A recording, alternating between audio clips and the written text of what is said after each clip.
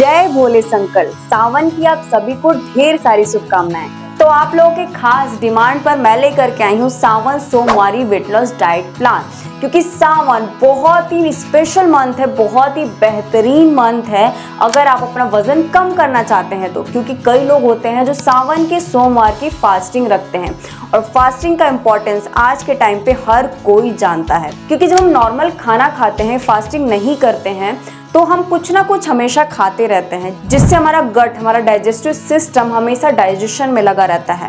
लेकिन क्या आपको पता है कि आपके गट के अंदर इतनी पावर होती है कि वो अंदर से खुद को हीलिंग और रिपेयरिंग भी कर सकता है। इतने अच्छे तरीके से कर सकता है कि अगर आपको कोई बीमारी है, कोई प्रॉब्लम है या फिर कोई चोट भी आपको लगी है जिसका घाव वहां पे भर नहीं रहा है, वो भी हमारा गट हील कर सकता है। किसी भी तरीके की डिजीज को भी हील कर सकता है, इतनी पावर होती है उसके अंदर।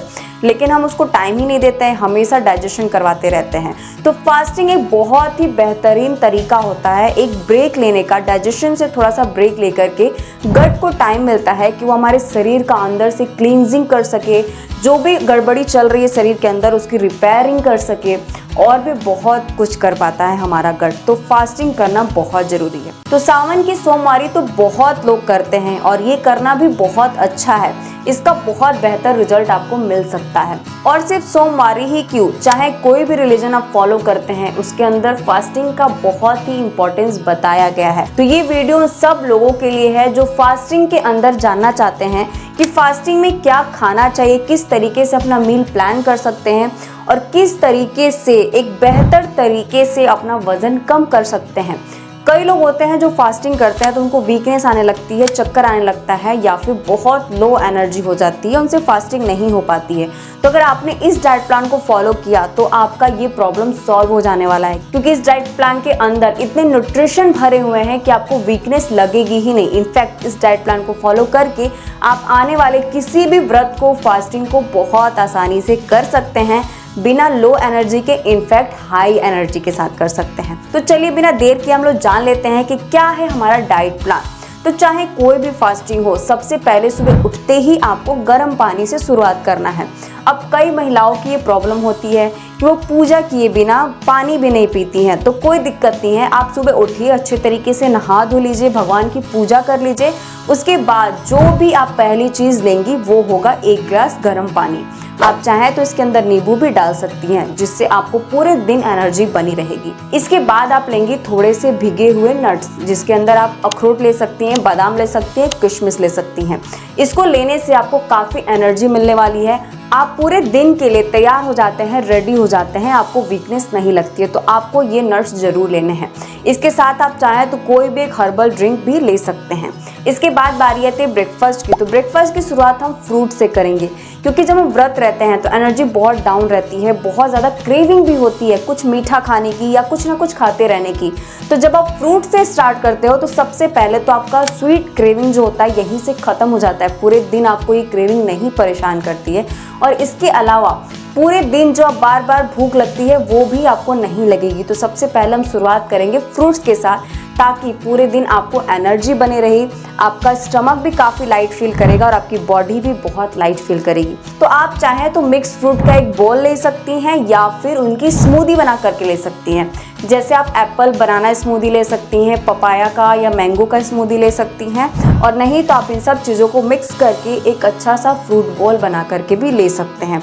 तो ये होगा आपका ब्रेकफास्ट। और इतने अच्छे ब्रेकफास्ट के बाद मिड मील में अगर आप चाहें चाय पीने का, अगर आपको मन है तो आप 1 कप चाय के साथ भुने हुए मखाना और मूंगफली को ले सकते हैं, 1 छोटी कटोरी।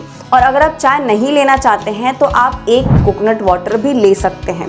कोकोनट वाटर के अंदर इंस्टेंट एनर्जी देने की बहुत अच्छी क्षमता होती है, क्योंकि इसके अंदर कार्ब्स बहुत अच्छी मात्रा में होते हैं। इसके अलावा व्रत में हम बहुत कम पानी पीते हैं, तो अगर आप कोकोनट वाटर पी लेंगे तो आपको एक अच्छा हाइड्रेशन मिल सकता है। तो इन दोनों में से कोई भी चीज़ आप ले सकते हैं। कोकोनट वाटर भी आप चाहें तो भुने हुए मखाना या मूंगफली के साथ ले सकते हैं। अब बारी आती है हमारे लंच की। तो लंच के अंदर अगर आप नमक खाते हैं व्रत में, सेंधा नमक, तो आप बना सकते हैं एक अच्छा सा पनीर की करी, और उसके साथ आप सामक राइस को बॉईल करके तड़का लगा करके ले सकते हैं। ये एक बहुत अच्छा मील हो जाता है, जिससे आपको फास्टिंग रहने वाली फीलिंग भी नहीं आती है और न्यूट्रिशन भी आपको अच्छी मात्रा में मिल जाता है। इसको खाने के बाद आप काफ़ी फुल फील करते हैं और आपको अंदर से बहुत ही एनर्जी फील होती है।